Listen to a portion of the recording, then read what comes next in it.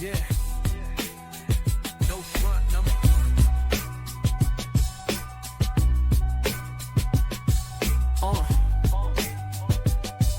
Yeah.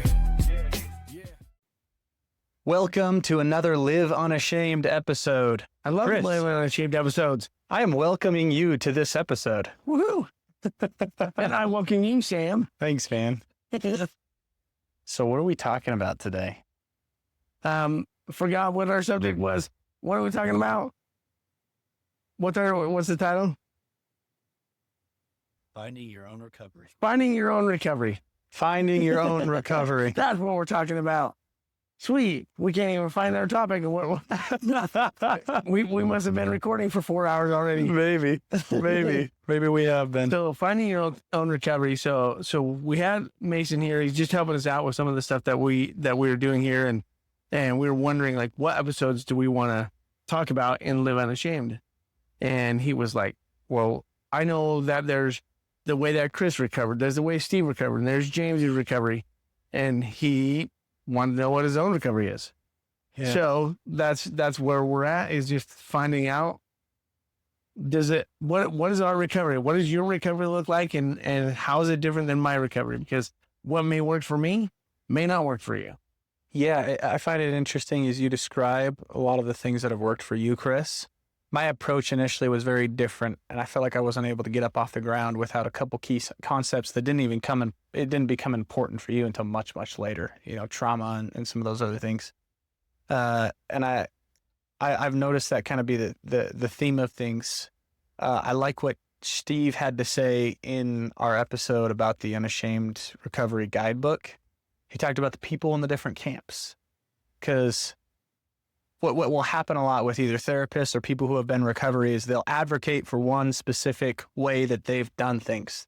They're like, look, like, I couldn't figure it out.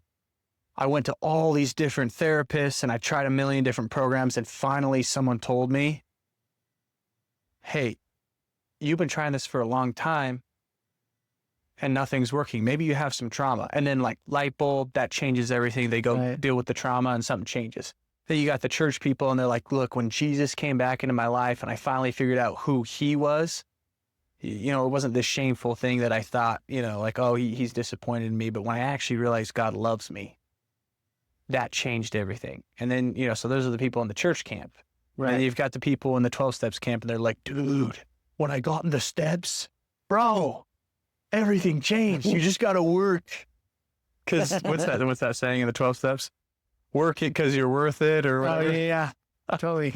Yeah. And so you got people in all these different camps, and it raises the question, well, like, okay, so why is it different, and what is it going to look like for me? Because your experience is different in recovery. We may look at, porn, and we may have that similar, but the way that you process it is different. The way you need it, the way you go after it, the way the temptation, you get triggered different than I would get triggered. Like, it's all different. We are not the same people. And that's why, some of the things will work for me that may not work for you. Mm-hmm. So you just got to find what does work for you, and try and, like, really work some of the things that I'm not sure if that's going to work for me. I'm not sure if that's going to be the right thing for me. And so you don't do it. But if you actually work it and try it and make sure, you're going to try hard and make sure, hey, does this work for me or not? And just because it's hard doesn't mean it doesn't work. Right. If it's hard, keep freaking going, because that may be what you need. You need to do something hard, and you need to understand life isn't all easy and hunky-dory and great.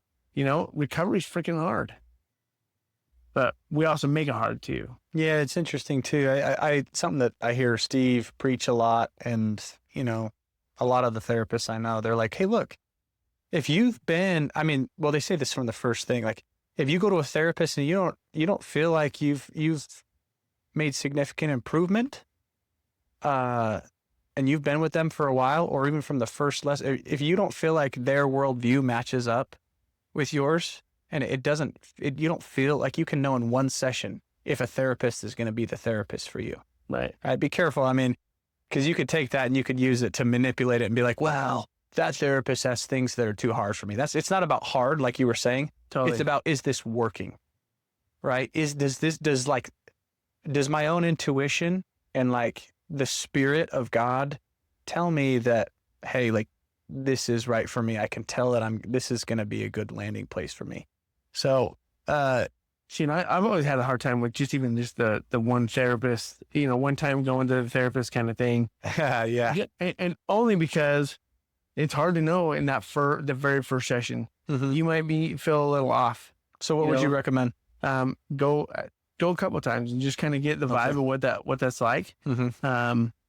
I mean, I guess you can look at it and be like, I connect it. Like a lot of people that I meet with, I connect with like right away. Yeah. Just had a new client come in last week, and the dude was like, I'm just checking a couple of different people, and we came in and we just freaking connected. First time, never met, hadn't heard my story, everything. And he's like, dude, you're my guy. He's like, I totally know you're my guy. Yeah. And he's like, I'm coming every week. Like, we're going to make this happen. And we just connected right. There's going to be some people that, hey, it just doesn't connect. There's guys I've met with a couple of times, and they're like, hey, I'm going to go look for something else. I'm like, great. More power to you, man. Peace out. It's about finding what works for you. Right. I'm not taking that personally, because everybody's on their own journey. That's why your recovery is different.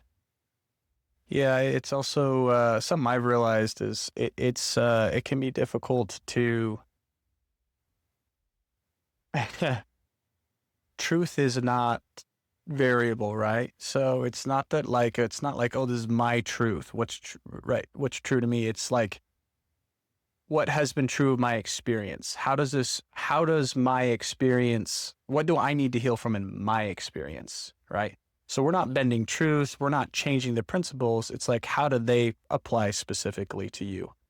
Across all those things that we know are consistent in recovery, right? Creating safety for yourself and communicating and healing and learning how to open up and be vulnerable about deeply held convictions and emotions that you experience. On a personal note for me, I think I've wasted so much time. I've wasted so much time in my life doing things that don't work.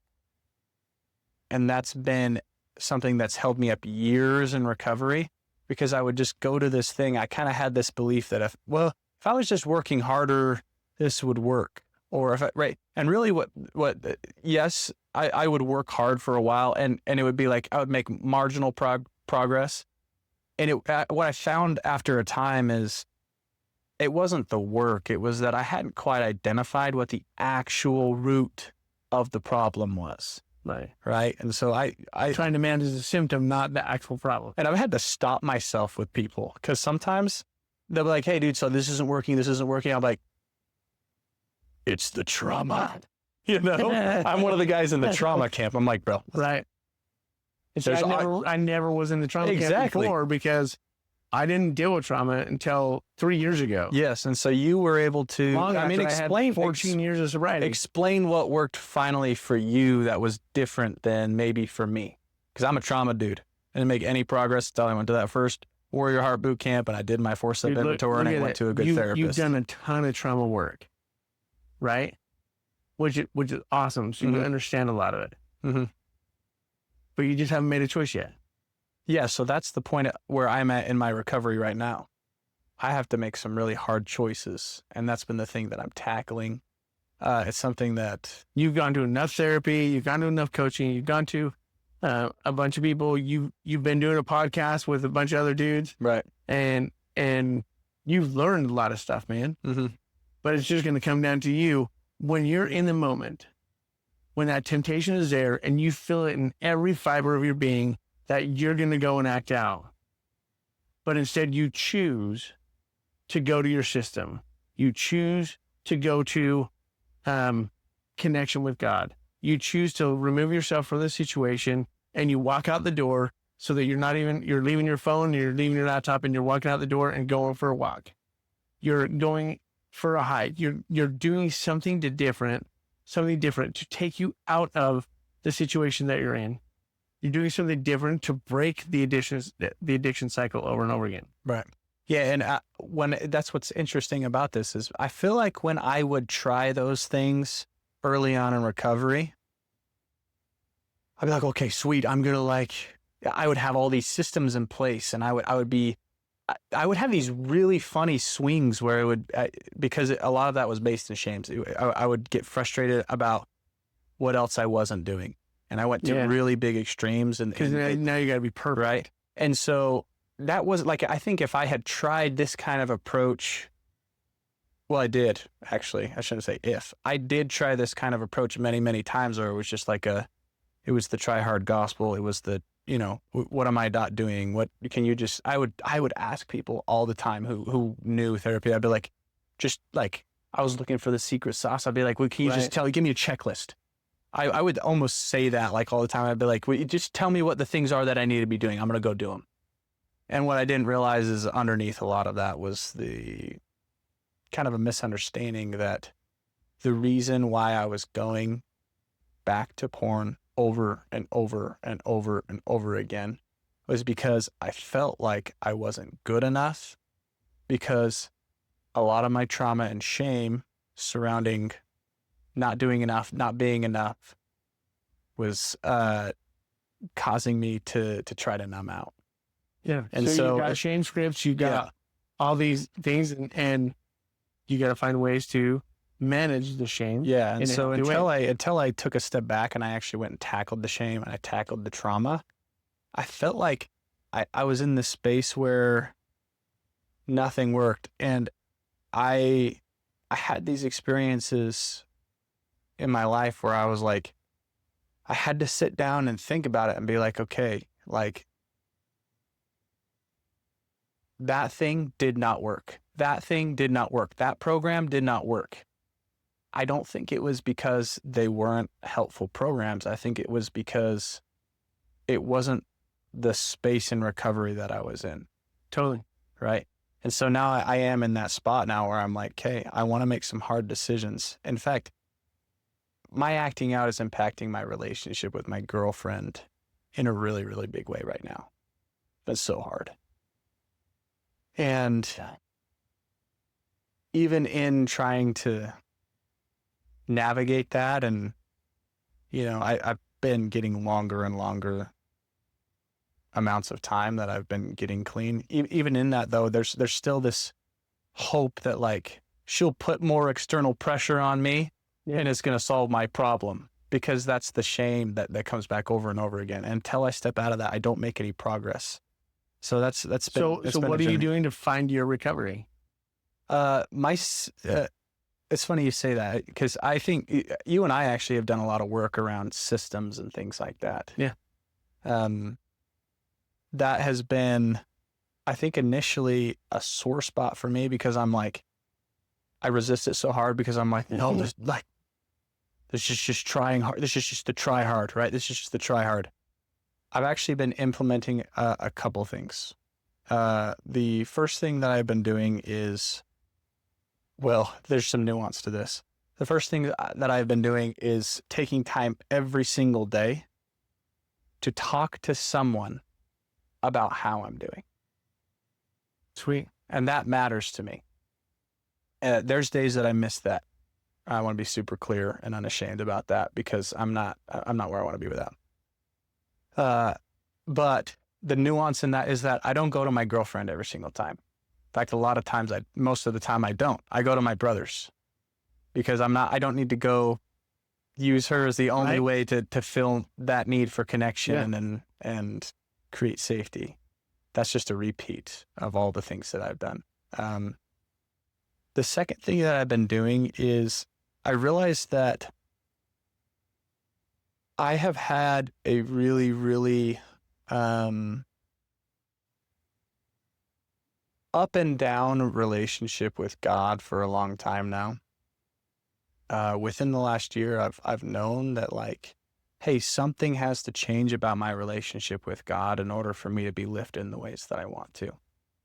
And who can change that relationship? Well, he can, but I can also. In tandem, I think me and God partner together in order to lift me into something new. So where initially I resisted a lot of things, like, because I tried so hard when I was a kid. I'm like, I'm just going to read my scriptures more. This is going to fix it. I'm going to pray more, right? I've actually returned to those things and stepped into them with relative consistency. And I feel a different spirit in my life. Like, I feel, the word that comes to mind is quicker. I'm quicker to notice when I'm emotionally dysregulated. I'm quicker to get back on track when I get off track. I'm quicker to, So instead of spiral shaming, shaming, going into a shame spiral, you're just like, hey, I don't need to go here. Yes, exactly. I'm recognizing that. Right. And that, I think that's been kind of God's gift, Christ's gift in my life, is as I have sought him and allowed him to come back into my life, I've felt kind of an uplifting, inspiring light come back, and there's been less brain fog. Anyways, my point in it's saying all that is those two pieces, right? Like, trying harder to be consistent, trying harder to open up and have systems in my life, and then involving God in it. Those were two of the biggest pieces that never could quite fit together in my recovery. And now that I've done all this, oh my gosh, I'm so tired of trauma work, right? I'm like, hey, look, now it's time to do the work. Right. It's time to step into this and be like, this is my recovery. This is what I need to do right now. I don't need to go. You can tell me all you want about more therapy. I think I'm therapied out for the time being. I know what I need to tackle next. So that's kind of you what just need to implement some of the systems that you've heard, that you know. Right. That there's you might find the one thing that you connect to or something. Right. But man, you just keep looking for different things that help you along the way. Yeah, and that's the key. Does it help me? When I'm doing something, when I try something new, that's the question I have to ask myself. Is this actually helping me? Right? And if if I'm being honest with myself in those moments, I can determine, especially if I'm doing it prayerfully, I can determine, like, yes, no, or is there something good, better, best, right? Is this good and something else is better? Yeah. Or best. So that's kind of what I've learned. Some of my, I guess if I'm, some of the wisdom I've gained about tackling recovery is that it doesn't have to look one way. And you usually have a sense whether something is working for you or not. And it may not be that it's not right. It may be that it's not right now. There's something else that's more pressing. There's something else that's going to be more healing. Totally. There's something else that's going to change you in a bigger way, more fast. So, thoughts on that as we close up? No, I think you nailed it. Yeah. I think we're good. So guys, we want to hear from you. What do you need to do to find your own recovery, to step into your own recovery? What are the things that you're doing right now that maybe aren't so effective and that God's been putting on your heart to drop out of your life? And what do you need to replace them with in moments of honesty and clarity? We want to hear from you, Sam, Chris at unashamedunafraid.com. Appreciate you being with us on this Live Unashamed episode. You can follow us on social media at Unashamed Unafraid. You can get access to our bonus content and become an outsider on unashamedunafraid.com. Please remember to subscribe to our YouTube channel. Thanks again for watching, and until next time, continue to live unashamed. Yeah.